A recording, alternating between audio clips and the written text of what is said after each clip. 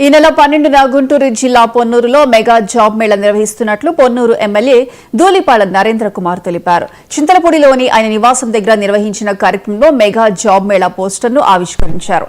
ఈ సందర్భంగా ఆయన మాట్లాడుతూ యువతలో నైపుణ్యాలు పెంచేందుకు ప్రభుత్వం కృషి చేస్తుందని చెప్పారు.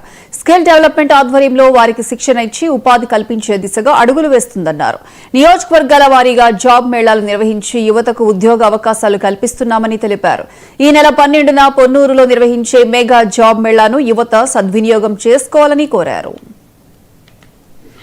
మెగా జాబ్ మేళా కార్యక్రమానికి శ్రీకారం చుట్టడం జరుగుతూ ఉంది.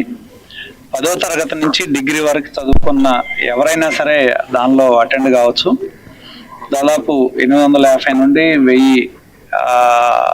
ఉద్యోగాల కోసం ఈ జాబ్ మేళా జరుగుతూ ఉంది. కాబట్టి ఏంటంటే ఇవాళ ప్రభుత్వం ముఖ్యంగా స్కిల్ డెవలప్మెంట్ మీద ప్రత్యేకమైన దృష్టి పెడతా ఉంది ప్రభుత్వ పరంగా.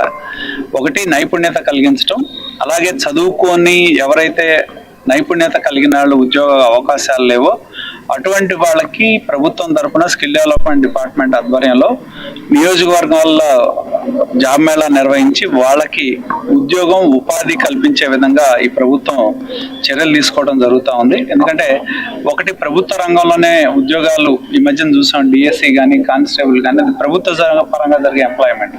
అవి కాక ప్రైవేట్ కంపెనీల్లో ఏదైతే ఇవాళ వివిధ రకాలైన కంపెనీలు రాష్ట్రంలో వస్తూ ఉన్నాయో ఆ కంపెనీల యొక్క అవసరాలని వాళ్ళకి నైపుణ్యత కలిగిన మానవ వనరులను అందించే దిశగా ఈ జాబ్ మేళాలు నియోజకవర్గంలో జరుగుతూ ఉంది.